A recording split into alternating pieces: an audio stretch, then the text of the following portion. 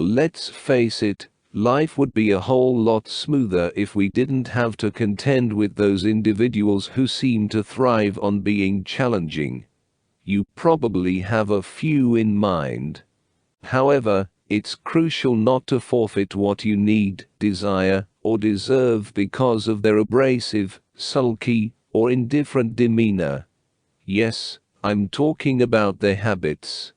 If you're weary of playing by their rules, it's time to reclaim your life by examining yourself. You can't change them, but you have control over how you respond and behave around them, and ultimately, how they impact your life. Here's the good news and the bad news.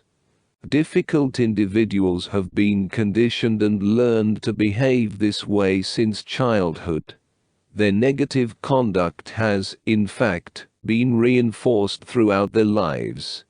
What may surprise you is that it continues to serve them well in adulthood. I firmly believe that most of us are born with an innate capacity and longing to both love and be loved. As we grow, we pick up on verbal and non-verbal cues, and we adjust our behavior to elicit positive responses.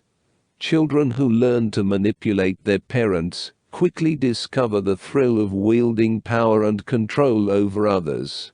The essence of the game of life lies in getting our needs met. And you certainly play a part.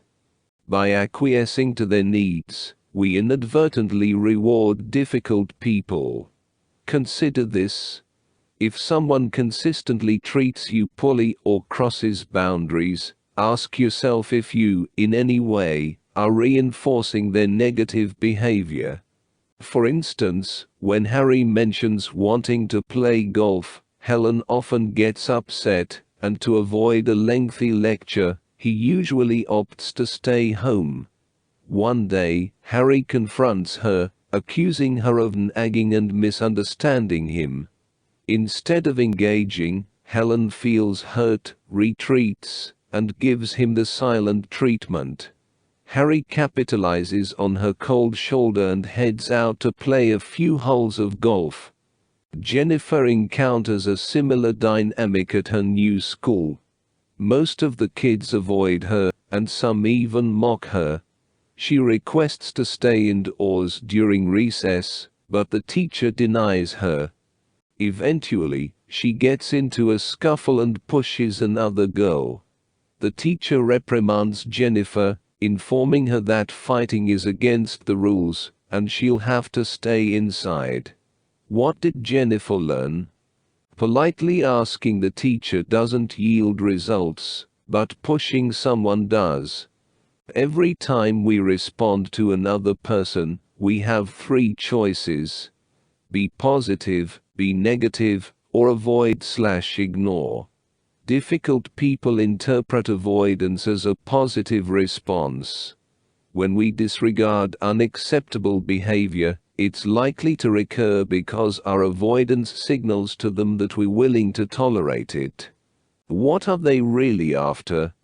Difficult people desire autonomy to do things their way, on their terms, without interference. Moreover, they expect everyone else to cooperate, sometimes going the extra mile to ensure their wishes are met. And to them, these expectations aren't unreasonable. Their experiences haven't shown them that their actions may be inappropriate. They also lack the inclination or motivation to change their ways. What can you do about it? We glean valuable lessons from dealing with difficult people. We endure their behavior and attitudes as a part of life. We suppress our feelings and swallow our words. We make concessions even without reciprocation.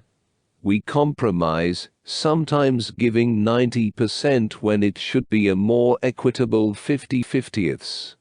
At times, we might even question our ability to connect and communicate, wondering, maybe it's me. Since we can't change them, we can only modify ourselves and how we react to their behavior. They rely on our cooperation and consent to intimidate, control, and manipulate us. In most relationships, we're treated exactly the way we allow ourselves to be treated.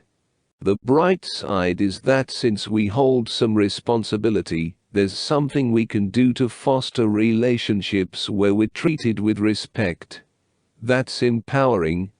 By focusing on ourselves and the adjustments we can make in our own behavior and reactions, we can take the reins of how others treat us starting today.